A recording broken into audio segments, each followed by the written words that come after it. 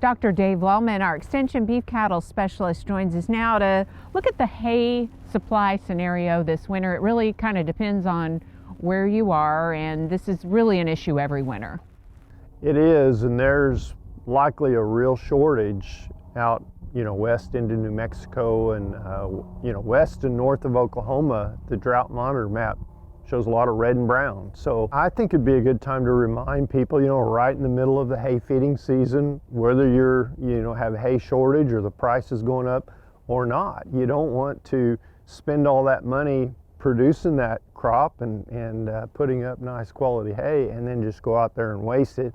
You can waste as much as 21% of the original bell weight, just depending on the type of feeder you choose.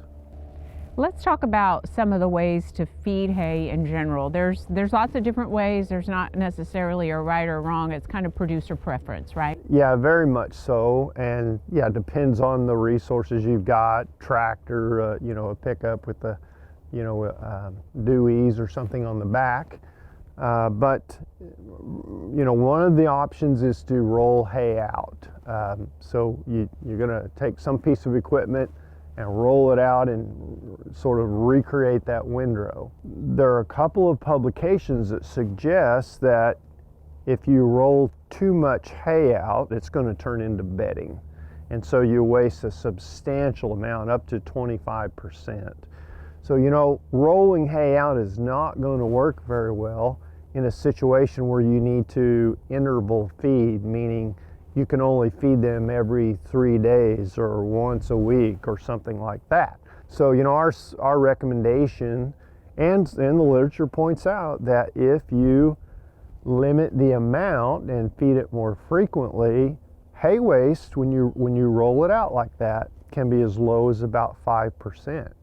But you have to limit the amount they get and feed it more frequently, meaning daily or every other day.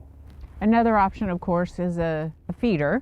There's lots of different types, and you and your teams over the years have done research on feeders. We have, and we've studied several different types of feeders. This one is just a good example of an efficient hay feeder. One would be the solid ring around the bottom. That does help hold some hay in.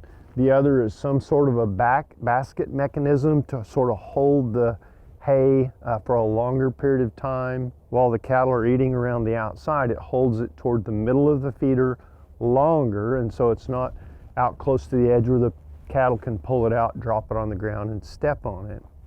The third feature that we think makes a feeder like this more efficient is the fact that these bars on top are relatively close together, and the cattle can't pull a lot of hay right here next to the outside, a long distance to the quote bunk down there at the bottom, and so the wind would blow a lot of hay around the outside here. So some feature like that seems to be helpful also.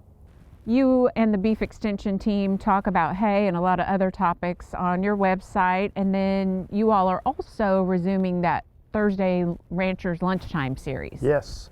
Yeah, so beef.okstate.edu. Some of those lunchtime series deal with, management of hay, how to stack your hay and so on, and have been really popular. Dr. Rosalind Biggs is heading up this next series, and the topic there is the fundamentals of the cattle show industry, and we think it's going to be really good and very popular. Great. Well, we look forward to checking it out. Dave, good to see you. And for links to the Ranchers Lunchtime Series and a lot of other information, go to sunup.okstate.edu.